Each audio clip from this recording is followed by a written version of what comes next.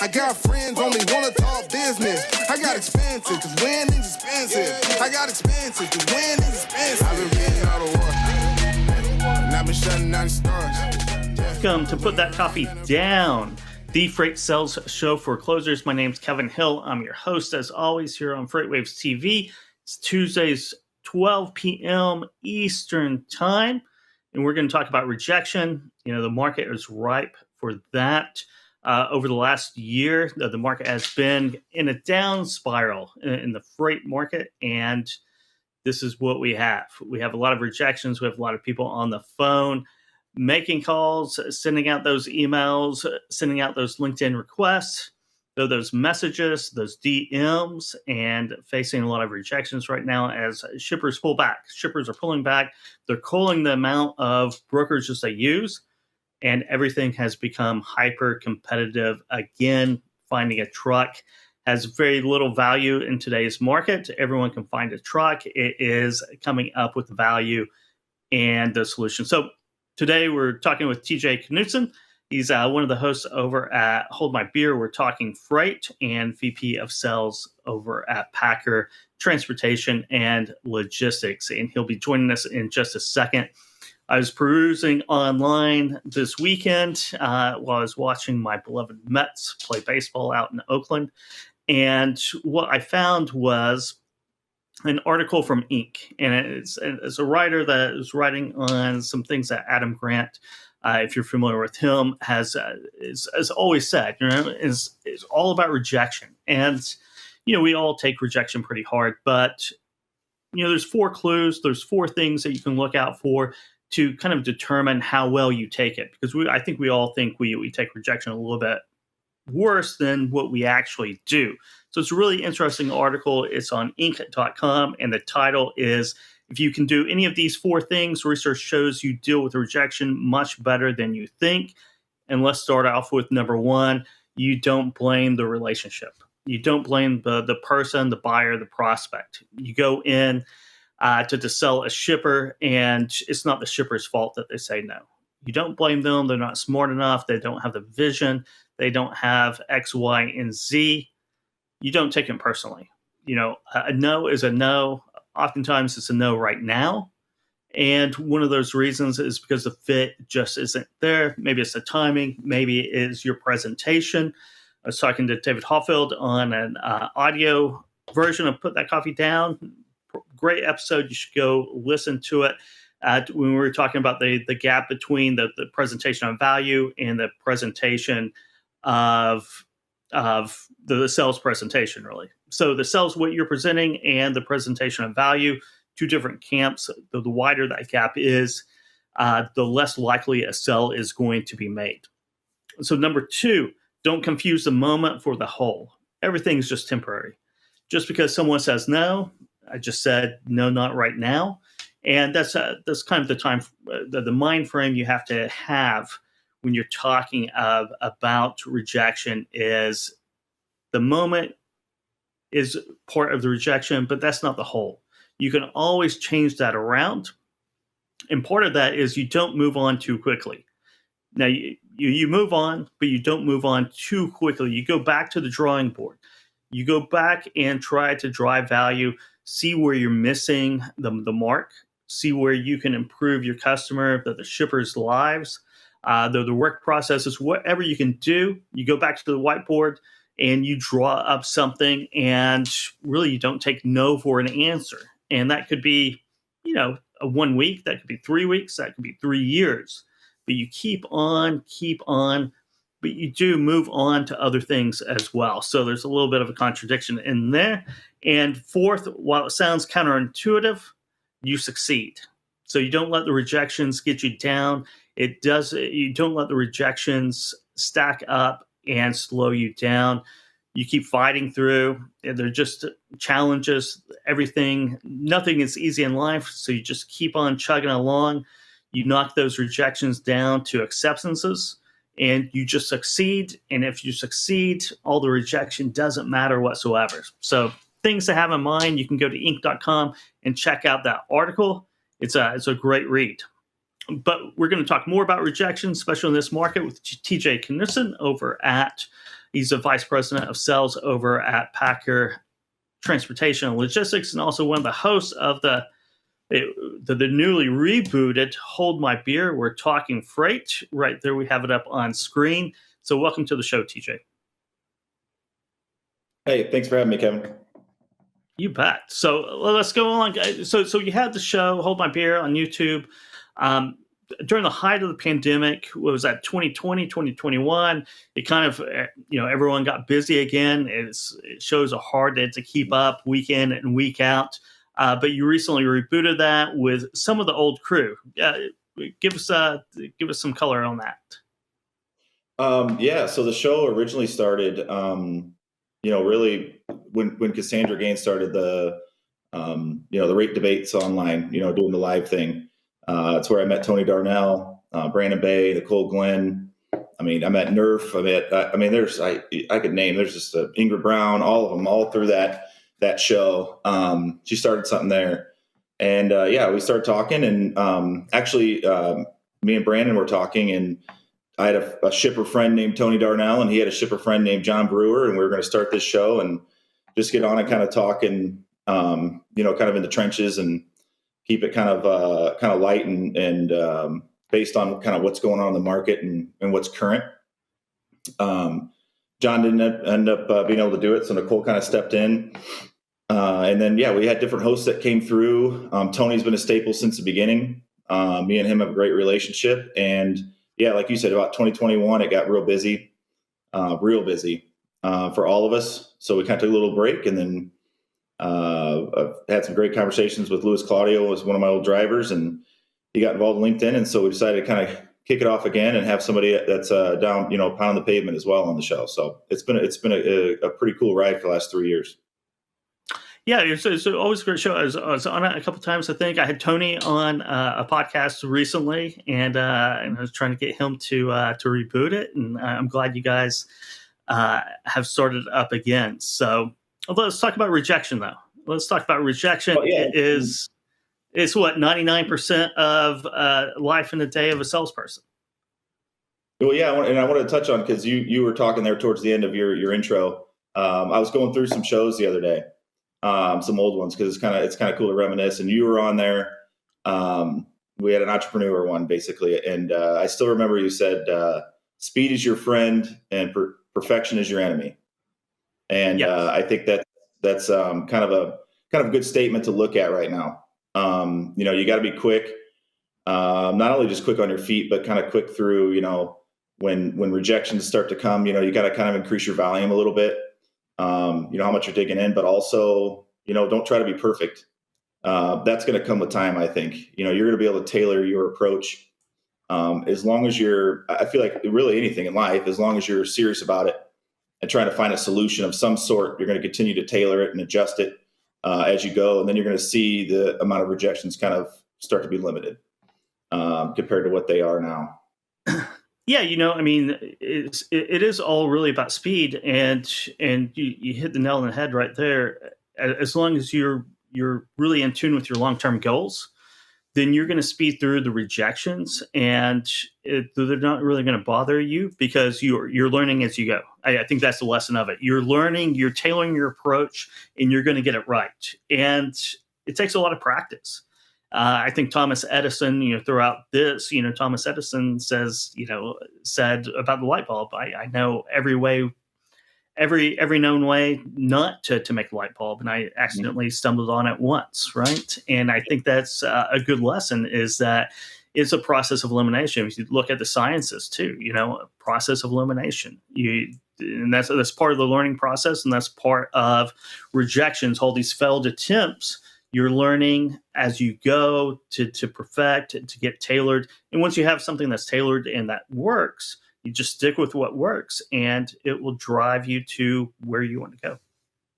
Yeah. And I think, one big thing that, I think what we're seeing right now is, and I remember, I think it was 2 years ago or so, I was walking out on the floor, and, I looked around, and, it was a great atmosphere. You know what I mean? It was busy. We were making money. There's a lot of freight moving, but there was a lot of people that were new to the industry that were, it was great to see how excited they were, but there's a lot of people, bumping their chest and feeling as though they've got it figured out, because it was fairly easy. I mean, it was. I mean, whether it was sales or booking loads or bidding loads. And as much as people want to talk about how it's a down spiral in the market or a down market, the market's about normal now. I mean, I think there's just a lot of people that came in and are used to that easy way of doing things and not having to get creative. You go through 2016, 2017, 2019. We were getting creative. We were coming up with ways to figure it out. I think that's what makes you good. I think you got to go through those times. And yeah, I think there's reduction, right? I mean, you're gonna reduce the things that you're doing and do that type of thing. But I think addition is also a key. As much as you're going to try to remove the things that don't work, adding more knowledge, I think, to your arsenal is key. Understanding what the supply chain really is and who's the decision maker, not just who's a decision maker, but who else may also be a decision maker, who's an influencer, who has some pull. I think that gives you different avenues, like understanding what other avenues you can go with. If one person, yeah, and I think this is a time for other avenues over the last year. Especially if you came into the industry in 2021 or late 2020, it's a different world. What you're doing then isn't working now. You have to get creative, and exactly, you have to add tools to your arsenal. You have to have that growth mindset and not get down in the dumps because of what you're doing when you originally came in, or what you've been doing if you've been in the industry a little while over the last couple of years. Wasn't working anymore. You just have to scrap what you're doing in a lot of cases and get creative and learn how to sell in a market that had turned. And you can get down in the dumps about that, or you can embrace the challenge. And the people who embrace the challenge are going to be the ones who are going to be successful through this downturn. Yeah. And I think in any sales, you got to be able to pivot. I mean, you have to be able to pivot. I think some people come in with a one-way approach, and this is how I do it, and this is what works. And I mean, even when I go to sit down with some executives or at a meeting in a boardroom or something to try to bring on more accounts or even review existing ones, I usually bring about 3 or 4 different presentations, simple ones. I don't go through a whole, extensive one, but there's about 3 or 4 different ways that if this conversation goes whatever way, I'm prepared for it. Because I try to make sure I understand, and I talk to my guys about it all the time, is doing that research, understanding the lingo and who's struggling, right? So, I mean, people think, the hardest part is finding the decision maker, but, if you're doing it right and you're reaching out and you're using that web to get to all the people that can make decisions, I think is the biggest thing. So, your purchasers right now, I mean, if you get into purchasing, your buyers, they make decisions, if you get down to the shipping level, those are good relationships to have. And I think you can create those, but they're not always the easiest to get on the phone to talk to. They're busy. From the billing standpoint, APAR, I mean, they could be struggling there. I mean, there's different ways in which, it's not just rates, capacity, trucks. I mean, that's not just, so you can come in and sell that, but really, they're looking for somebody to accept their payment terms, pay on time, have good credit, do this, do that, different things that they, are more prioritized towards, depending on what their business is. If it's a busy season or not. So understanding, how busy they are, if they're pushing out more product now, or if they're not, I think, understanding then, what niche you're in and even what region you're in can make a big difference. Yeah, understanding their business is a key, right? To developing those relationships that get deeper down in there. And you mentioned payment terms, that there's all kinds of, removing the friction of business, right, is just as important as finding trucks. And certainly in this market, reducing friction along the way, ease of doing business is what they call it, right?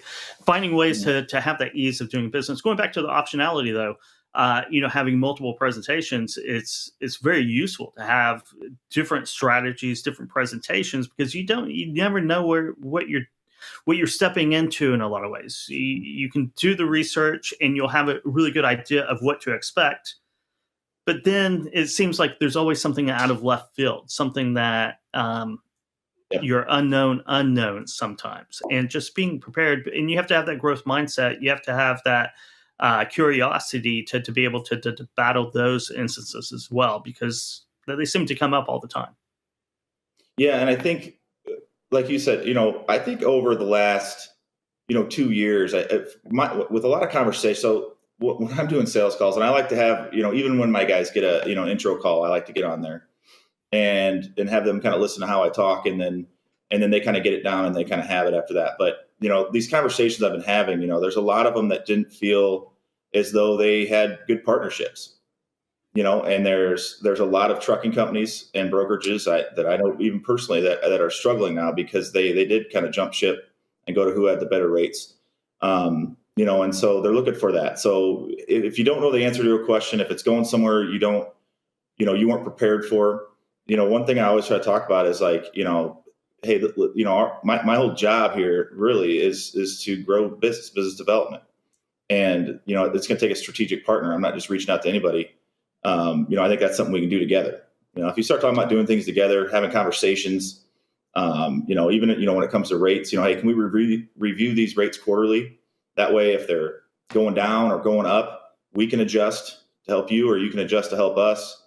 If we can even review our service quarterly, things like that, where you're talking about, they say, hey, can you do this? And I just straight tell them, like, right now, that's just not our strength.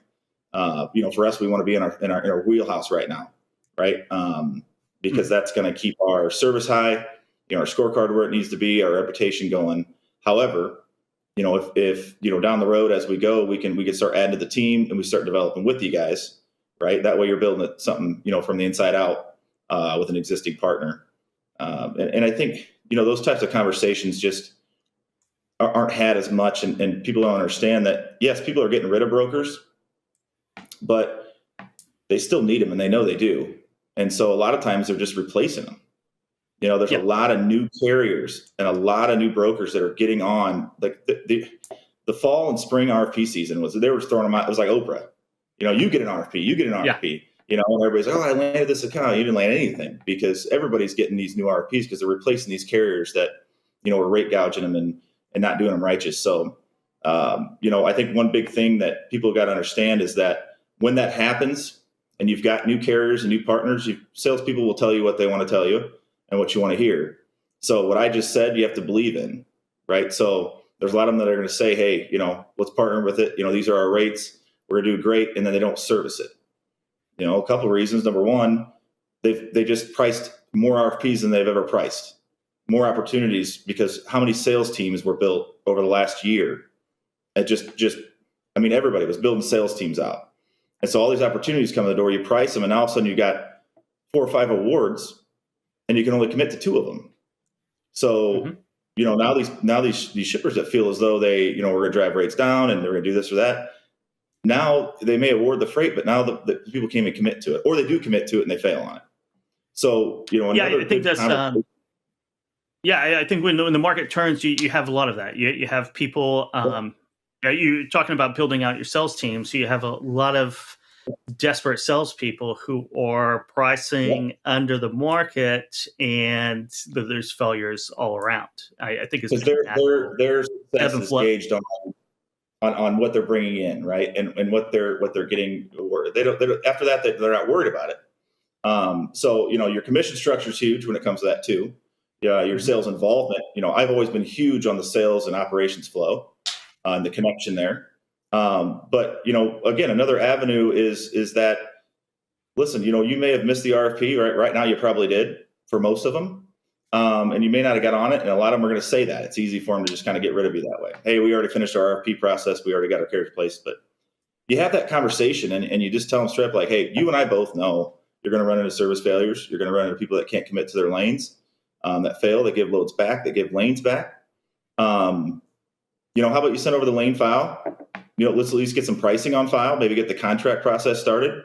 I can send you some more information. That way, when shit does hit the fan down the road, because we both know it's probably going to, you don't got to start searching, right? You don't got to go find somebody. You've got something sitting right there on your desk that you can call and we can talk. Yeah. You're talking a little bit ago about or we were talking about, things coming out from left field and things. Do you think one of the mistakes that salespeople do is when they come up with unexpected situations that they try to keep to their script, that they don't ask the right questions? I think one of the things that I do maybe a little bit too much, oftentimes I head down rabbit holes with people, right? Yep. I'm just generally curious about what the problems are and whether I can fix them or not, or whether I have something in my bag that I can automatically go to, like being on a script. It doesn't really matter to me, right? I'm just always generally curious about what people are struggling with or whatever they want to talk about, and I will just go down those rabbit holes sometimes. Do you think? Do you think a lot of salespeople, especially younger ones, stick to their script a little bit too much, and they lose out on a lot of opportunities? Yeah, because logistics. I mean, you got to understand logistics and supply chain. It's something that people aren't out getting there's not a lot of people out getting degrees for it. It's not something that people know a ton about. But hey, this last couple of years, people were getting hired in, can work remote, make good money. They're good at sales. And so when you're good at something, but you don't have necessarily the content or the knowledge down, you got to stick to kind of a script, right? I mean, you got to kind of stick to your lane. I think, the biggest thing is listening. So you hear that a lot. People talk about sales. Hey, you need to listen more and talk less. I don't necessarily agree with that from the standpoint of, unless you take that in the right context, from the standpoint of you can hear more, you can hear what they're saying, but you have to listen to what they're saying. It doesn't mean you have to talk less. I mean, unless you're talking too much. But I think it's a balance, right? And understanding, like you said, if you're going down a rabbit hole and they bring something up, you may have to pivot and go that way because you listened to what they were saying, right? And you listened to, and that's how they're going to be able to guide that conversation. But it's hard because you're already down that rabbit hole and they may bring something up. But I will tell you, just from the people I know that are shippers, customers I had for a long time, and even friends in the industry, when they bring something up and you don't address it in a conversation, it's frustrating to them. There's one of two things: either one, they think you're not listening, or two, they feel like you can't handle it anyways, and so you're just trying to avoid it. When really you may just be, like you said, going down a rabbit hole and sticking to your script. Yeah, I mean, we talked about Tony Darnell. You call him up and start talking about intermodal and keep on talking about intermodal, you're going to lose them very quickly, right? If you call him talking about things you got drayage, he's not going to be working with it. Drayage. Sorry, intermodal drayage. Yeah, I mean, so you have to talk about what the potential buyer, right? Whether it's customer or prospect, whatever they want to talk about, that's what you talk about, because that's what's important to them, and that's really how they're going to make their buying decision. Now, if you can introduce something new that centers around what they're talking about, all the better. But I think a lot of salespeople, even in freight broker, they get into their features, right? Their features, they're on. You might be talking about on time, but it doesn't really matter all that much to the person you're talking to, and you really have to connect those dots. Which is natural, and I would say, it's on management. It always is. You talk about carrier sales, talk about account management, talk about sales, all these things people that complain about or that things are going wrong. It's whether or not management has the right processes in place and if their involvement is the way it should be. So, sometimes that's not going to happen though in this industry. I mean, it just isn't. I mean, training is one of the biggest issues and always will be because it's a fast paced thing. And there's most managers are wearing a lot of hats. They're most likely just ex-producers that were doing really well and do it their way and got promoted from that standpoint. So, I would say as a salesperson, really take it on yourself from the standpoint of, being humble and wanting to learn because, these conversations, to avoid going down that rabbit hole and sticking to a script and feeling, having the prospect feel as though you're kind of, one-sided, have people on the call with you, or maybe have your manager on with you. Allow that to be where if they pivot and go a different direction, somebody jumps in and has experience. Because if you could talk from experience, that's what really helps me out. And that's what it's hard to get that to the younger people, or the newer people too, though, is that when they bring something up, oh yeah, I dealt with that, and I used to do this and I've done that before. And no, I totally know what you're talking about there. That's terrible. I mean, that's how that works. And this is da-da-da. But it's it's hard to do that if you don't have that experience in it. So, have people on the call with you that can help you pivot and live in your TMS, man. If you're not around your operations team, be in there and see what they're doing, ask questions, understand the processes that happen once the freight comes in the door, because that's the biggest thing. So TJ, thanks for coming on. Put that coffee down this week. We're running out of time here, but thanks again. You can find TJ on LinkedIn, and the promotion of Hold My Beer, we're talking freight as well. They're on LinkedIn. Thanks again, Tony, or TJ, sorry. See you, Kevin. You bet. All right, that wraps up for this Put That Coffee Down for this week. See you next week. I got friends only wanna talk business. I got expensive, cause winning's expensive. I got expensive, cause winning's expensive. I've been getting all the work, and I've been shutting down the stars.